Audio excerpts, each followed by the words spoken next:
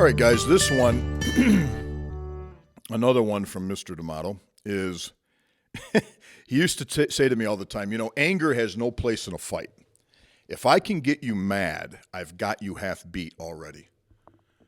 And that's I would say that's a pretty obvious one for me. If I get angry, really angry, I can't operate my cell phone. I couldn't open an umbrella because I'm enraged. And the funny thing about fighting is it's the one thing that people think if they just get mad enough, they're going to be good at. Can you think of anything in life that's that way? I mean, is that how you approach basketball? Would you go out on the golf course and go, if I just get enraged, man, I can sink this putt? Just the opposite's true. Jay taught me from a very early stage that fighting, martial arts, is a skill. It's not just being angry. And in fact, if you can get the guy angry, if I can make you mad, I can control you. All of your skill will go right down. Now, I modified this a little bit from what Jay said. I would say uncontrolled anger has no place in a fight. Anger can be a very useful emotion. If it motivates you, if it gets you off your ass and gets you moving in some way, I think anger can be helpful, but it's nowhere you can live with. You can't live in it.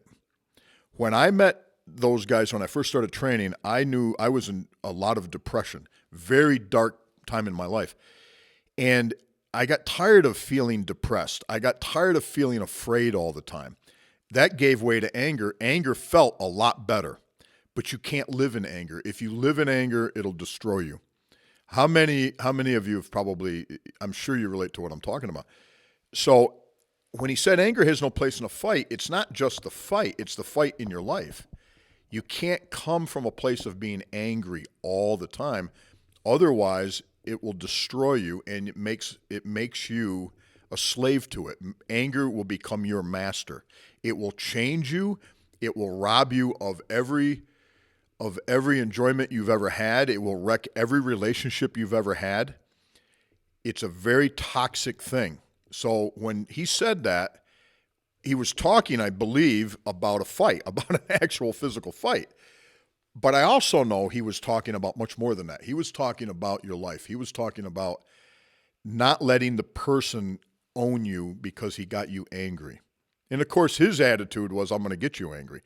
Now, an interesting little side note to this was, I remember I stayed with a friend out in St. Louis one time, and they kept saying to me, you're so angry, you're so angry. And I said, I'm not angry. I don't feel angry. And it finally, you hear this about 1,000 times, you start getting kind of angry about it. And so I called Jay, I said, you got to get me out of here.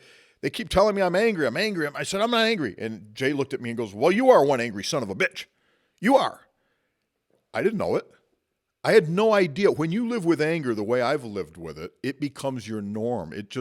I knew no other way. And Jay told a very funny story about when he found he was angry one time. They had done a medical thing without telling him they were going to do it. And he got very mad, and he was hooked up to all these monitors. And he said he looked, and his pulse was through the roof and his blood pressure. And he goes, that was the first time I had actual evidence of how angry I was. He shared that with me. He didn't know that he was angry until he realized it. And so for a lot of you guys out there, anger may be such a normal part of your everyday existence, you're not even aware of it.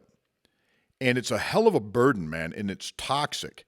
And so when just a suggestion, when you think about things, if you are angry, you gotta just remind yourself that it's just how you're feeling. It's not necessarily something you want to live with. And being able to unburden yourself from it won't only do you good, it'll do everybody else in your life a lot of good. So that's the next one for this week, and hopefully you get some use out of that.